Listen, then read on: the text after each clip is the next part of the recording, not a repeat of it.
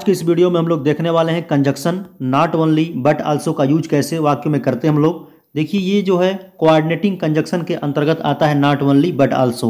इसका हिंदी में अर्थ होता है न केवल बल्कि भी। तो इसको कैसे हम लोग सेंटेंस में यूज करते हैं, इसका क्या नियम है, इसके पूरे कॉन्सेप्ट को इस वीडियो में हम लोग समझने वाले हैं।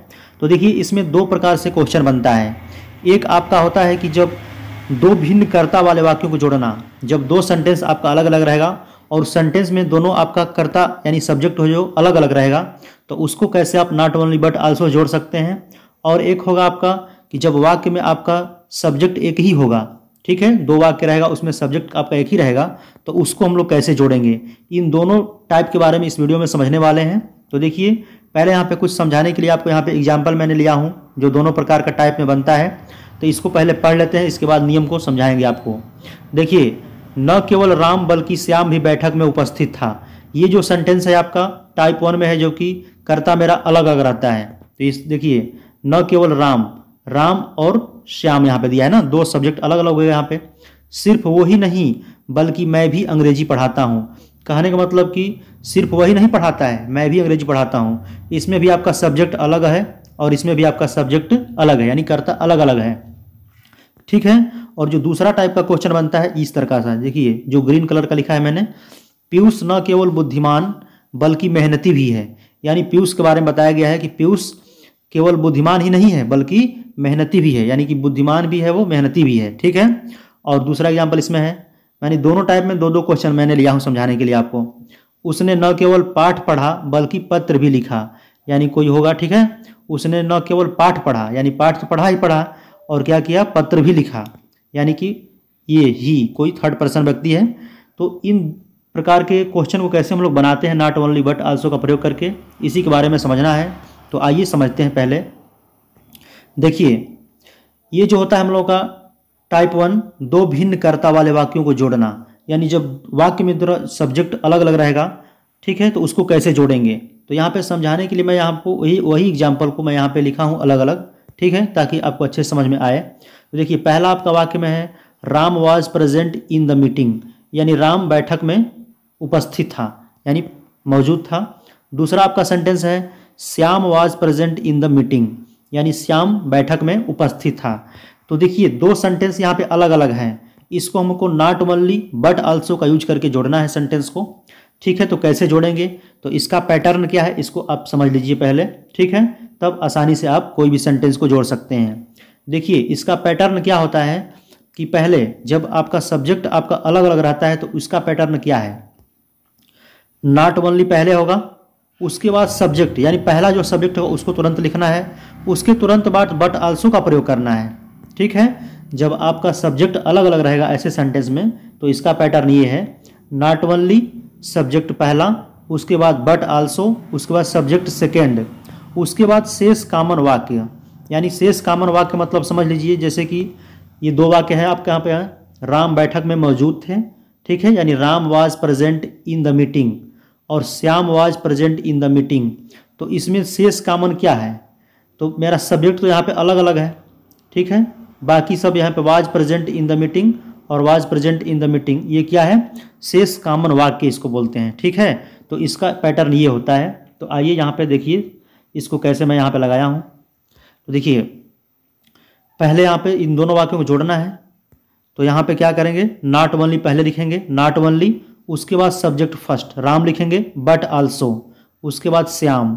इतना करने के बाद देखते हैं कि क्या कॉमन आपका इसमें है। तो was present in the meeting, was present in the meeting इसमें है, तो इसको हम लोग क्या करेंगे, यहाँ पे was present in the meeting इसको लिख देंगे। और देखिए यहाँ पे कुछ नोट के बारे में यहाँ पे लिखा हूँ आपको समझने के लिए, ताकि हो सकता है कि यहाँ पे कुछ वाक्य ऐसा होता है इसमें तो आपका हेल्पिंग वर्ब दोनों एक ही था, हो सकता है कोई वाक्य में हेल्पिंग वर्ब अलग अलग हो, तो उसको कैसे जोड़ेंगे। तो यहाँ नोट के माध्यम से समझ लेते हैं पहले, तब उसके और एग्जाम्पल को देखते हैं। देखिए not only but also say दो कर्ताओं को जोड़ा जाता है, तो क्रिया हमेशा बट आल्सो के पश्चात, बट आल्सो के पश्चात आने वाले कर्ता के, जैसे श्याम वचन पुरुष के अनुसार ही आती है, इसी कारण से इस वाक्य में वाज का प्रयोग ही होगा। तो देखिए मैं अपने भाषा में समझा देता हूँ, ये तो मैं लिखा हूँ आपको समझने के लिए। कहने का मतलब ये है कि not only Ram but also Shyam. तो ये जो बट आल्सो के बाद जो आपका यहाँ पे सब्जेक्ट आएगा, ठीक है, बट आल्सो के बाद जो यहाँ पे सब्जेक्ट आएगा उसके अकॉर्डिंग यहाँ पे यानी उसके अनुसार यहाँ पे आपको हेल्पिंग वर्ब का यूज करना है। ठीक है, इस बात को ध्यान दिया, यही इस नोट में लिखा गया है। ठीक है, तो चलिए और एग्जाम्पल के माध्यम से समझ लेते हैं और आपका कॉन्सेप्ट अच्छे से क्लियर हो जाएगा। देखिए, रचना लाइक्स मैंगोज, ठीक है, हर फ्रेंड्स लाइक मैंगोज। तो यहाँ पे देखिए यानी कि रचना को आम पसंद है, यानी कि रचना आम पसंद करती है, ये भी बोल सकते हैं। उसके दोस्तों को भी आम पसंद है, यानी कि उसके दोस्त भी आम पसंद करते हैं। ठीक है, तो इसको हम लोग जोड़ना है not only but also say. तो देखते हैं पहले कि सब्जेक्ट मेरा अलग अलग है। अभी तो टाइप 1 भी पढ़ रहे हैं हम लोग, जिसमें सब्जेक्ट आपका अलग अलग है। तो रचना अलग है और हर फ्रेंड्स यानी उसके दोस्त भी एक सब्जेक्ट है, यानी कि वो भी अलग अलग है। ठीक, यानी इसमें सब्जेक्ट अलग है मेरा। तो देखिए, तो इसको कैसे बनाएंगे हम लोग, नॉट ओनली पहले लिखेंगे और उसके बाद प्रथम सब्जेक्ट क्या है, रचना, उसके बाद बट आल्सो और दूसरा सब्जेक्ट क्या है मेरा, हर फ्रेंड्स। यहाँ पे हर फ्रेंड्स लगा दिया मैंने यहाँ पे। उसके बाद देखेंगे कॉमन क्या है, देखिए कॉमन में यहाँ पे लाइक्स है, मैंगोज है, यहाँ पे लाइक मैंगोज है। ठीक है, तो कहने का मतलब यहाँ पे मैंने अभी रूल में पढ़ा है ऊपर में कि जो बट आल्सो के बाद जो मेरा यहाँ पे सब्जेक्ट आता है उसके अनुसार यहाँ पे हेल्पिंग वर्ब को, तो यहाँ पे हेल्पिंग वर्ब तो है नहीं है, मेरा मेन वर्ब है, इसको लगाना है। तो देखिए यहाँ पे बहुवचन का मेरा सब्जेक्ट हो गया ना, हर फ्रेंड्स यानी उसकी सहेलियाँ यानी उसके दोस्त। ठीक है, तो यानी कि बहुवचन में आ गया। तो जब बहुवचन में आता है सेंटेंस तो यहाँ पे वर्ब में यस या ईएस नहीं लगता है। जो प्रेजेंट इंडेफिनिट टेंस का सेंटेंस होता है तो हम लोग पढ़े हुए हैं कि जब सब्जेक्ट आपका सिंगुलर होता है तो क्रिया में यस या ईएस लगता है। ठीक है, और जो बहुवचन होता है तो उसमें यस या ईएस नहीं लगता है। तो इसको आपको ये कॉन्सेप्ट को अच्छे से दिमाग में बैठा कर रखना है। तो आपका ये हो जाएगा not only Rachna but also her friends like mangoes. ठीक है, चलिए, तो यानी कि इसका मतलब यही हिंदी में हो गया, सिर्फ रचना को ही नहीं बल्कि उसकी सहेलियों को भी आम पसंद है। तो यदि आपको डायरेक्ट ऐसा क्वेश्चन आता है बनाने के लिए ट्रांसलेशन, तो भी आप इसको आराम से इसे बना सकते हैं। तो देखना होता है पहले इसमें आपको कि क्या इसमें सब्जेक्ट अलग अलग है कि सेम है। अभी सेम जो सब्जेक्ट होता है उसको पढ़ेंगे अभी हम लोग इसके बाद। तो देखिए दूसरा एग्जाम्पल और एक समझ लेते हैं। ही इज़ टीचिंग इंग्लिश, यानी वह अंग्रेजी पढ़ा रहा है। आई एम टीचिंग इंग्लिश, मैं अंग्रेजी पढ़ा रहा हूँ। देखिए यहाँ पे मैं लिखना भूल गया हूँ। ठीक है, मैं अंग्रेजी पढ़ा रहा हूँ, यानी इसमें सब्जेक्ट आपका अलग अलग है। तो इसको हम लोग को नॉट ओनली बट आल्सो का प्रयोग करके बनाना है। तो कैसे बनाएंगे, तो सबसे पहले देखते हैं कि सब्जेक्ट मेरा अलग अलग है। ठीक है, तो उसके पहले आपको नॉट ओनली लगाना है। नॉट ओनली हो गया यहाँ पे, उसके बाद प्रथम सब्जेक्ट ही हो गया, उसके बाद बट आल्सो, उसके बाद दूसरा सब्जेक्ट आई हो गया। इसके बाद अब देखना है कि कॉमन सब्जेक्ट, कॉमन मेरा वाक्य क्या है वाक्य में। तो देखिए टीचिंग इंग्लिश है और यहाँ पे टीचिंग इंग्लिश है, ये क्या है, कॉमन है आपका। लेकिन हेल्पिंग वर्ब का बात है, यहाँ पे इज है, यहाँ पे एम है, तो क्या लगेगा। तो अभी हमने रूल में पढ़ा है कि नॉट ओनली बट आल्सो, यानी बट आल्सो के बाद जो आपका सब्जेक्ट आएगा उसके अनुसार आपको यहाँ पे हेल्पिंग वर्ब का हमेशा यूज करना है। इस बात को ध्यान देना है। ठीक है, तो इसका हो जाएगा not only he but also I am, उसके बाद जो शेष कॉमन है इसको लिख देंगे, टीचिंग इंग्लिश। कहने का मतलब इसका ये हो जाएगा सिर्फ वो ही नहीं बल्कि मैं भी अंग्रेजी पढ़ाता हूँ, यानी वह तो कोई पढ़ा ही रहा है अंग्रेजी और मैं भी अंग्रेजी पढ़ाता हूँ। कहने का मतलब इसका ये है। तो यदि डायरेक्ट ऐसा सेंटेंस आता है ट्रांसलेशन करने के लिए तो भी आप इसको अच्छे से बना सकते हैं। तो इसका दूसरा कॉन्सेप्ट क्या है, दूसरा टाइप का देखते हैं, इसको भी समझ लेते हैं। समान कर्ता वाले वाक्यों को जोड़ना। जब वाक्य में आपका सब्जेक्ट समान रहेगा यानी एक ही सब्जेक्ट रहेगा तो उसको कैसे हम लोग जोड़ेंगे। तो देखिए इसको थोड़ा पढ़ लेते हैं। जब दो वाक्यों में सब्जेक्ट कॉमन हो तो प्रथम भिन्न शब्द या शब्द खंड के पूर्व नॉट ओनली व इसके पश्चात बट आल्सो लगाकर दूसरे वाक्य के कर्ता को छोड़ते हुए दूसरे वाक्य के भिन्न शब्द या शब्द खंड को रख देते हैं। ठीक है, आइए पैटर्न के माध्यम से समझ लेते हैं और अच्छे से कॉन्सेप्ट क्लियर हो जाएगा। तो देखिए इसका पैटर्न क्या है, कॉमन सब्जेक्ट, दो वाक्य पढ़ेंगे हम लोग तो उसमें सब्जेक्ट आपका कॉमन ही रहेगा। ठीक, तो उसको हम लोग लिखना है कॉमन सब्जेक्ट, उसके बाद नॉट ओनली तुरंत लगाना है। ठीक है, और उसके बाद प्रथम भिन्न शब्द, यानी कि पहला जो शब्द आपका अलग होगा वाक्य का, अभी एग्जाम्पल के माध्यम समझेंगे तो क्लियर होगा। और उसके बाद प्लस बट आल्सो का यूज करना है और उसके बाद द्वितीय भिन्न शब्द। ये द्वितीय भिन्न शब्द, प्रथम भिन्न शब्द क्या है, इसमें आपको दिक्कत होता होगा तो अभी उसका भी कॉन्सेप्ट क्लियर हो जाएगा। देखिए आइए पढ़ते हैं पहले इसको, उदाहरण के माध्यम से समझते हैं। ही रीड अ लेसन, उसने एक पाठ पढ़ा, ठीक है। ही रोट अ लेटर, यानी कि उसने एक पत्र लिखा, ठीक है। उसने यहाँ पे होगा, ठीक है, यहाँ पे उसने, यानी कि उसने एक पाठ पढ़ा, उसने एक पत्र लिखा, यानी सब्जेक्ट मेरा समान ही इसमें है। तो इसको जोड़ने का पैटर्न क्या है, कॉमन सब्जेक्ट, ठीक है, कॉमन सब्जेक्ट। तो हम लोग क्या करेंगे, यहाँ पे सब्जेक्ट क्या है, ही है मेरा, तो यहाँ पे केवल ही को लिख देंगे, ठीक है, क्योंकि क्रिया तो यहाँ पे अलग अलग है तो इसको लेंगे नहीं हम लोग, तो सब्जेक्ट लिख देंगे ही। उसके बाद नॉट ओनली का यूज करना है, ठीक है, नॉट ओनली। अब प्रथम भिन्न शब्द कहने का मतलब है कि जो पहला वाक्य में आपका प्रथम भिन्न शब्द यानी अलग अलग शब्द है उसको प्रथम भिन्न शब्द और द्वितीय भिन्न शब्द, यानी कि सब्जेक्ट को छोड़ करके जो वाक्य मेरा बच रहा है उसको द्वितीय भिन्न शब्द दूसरे वाक्य में, और प्रथम वाक्य में जो बच रहा है शेष भाग उसको प्रथम भिन्न शब्द कह रहा है यहाँ पे, ठीक है।